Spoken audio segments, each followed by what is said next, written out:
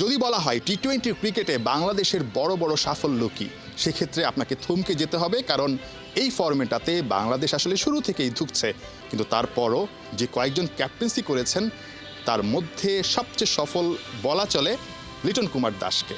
75% winning percentage, অল্প কয়েকটা ম্যাচে হয়তো বা ক্যাপ্টেন্সি করেছেন, বাট ভারপ্রাপ্ত ক্যাপ্টেন হিসেবে করেছেন সেই লিটন কুমার দাসই এখন full time long term captain হয়েছেন। এই ফরম্যাটটা স্পেশালি ডেভেলপ করতে হলে বাংলাদেশের ক্রিকেটারদের আসলে কি করা উচিত? আপনি তো খুব কাছ থেকে দেখেন, নিজেও খেলছেন এই ফরম্যাটটা অনেকদিন, মানে কোন কোন জায়গায় আসলে ডেভেলপ করাটা অনেক বেশি জরুরি আপনার কাছে মনে হয়? অনেকে পাওয়ার হিটিংয়ের কথা বলে, মাসল পাওয়ার নেই। আপনি যদি পুরো ওভারঅল ইন্টারন্যাশনাল ক্রিকেটে অন্যান্য টিম দেখেন, প্রতিদিন কিন্তু পাওয়ার প্লেতে ওরা 60-70 করে না, আবার প্রতিদিন তারা ফেলিয়ারও হয় না। সো আমার কথা হচ্ছে, আমার টিমে যদি 2 ওপেনার ফেলিয়ারও হয়, 3, 4, 5 যারা এই পজিশনে খেলে তাদের জন্য এই ক্ষমতা থাকে, উনিও যেন ভালো উইকেটে 30 বলে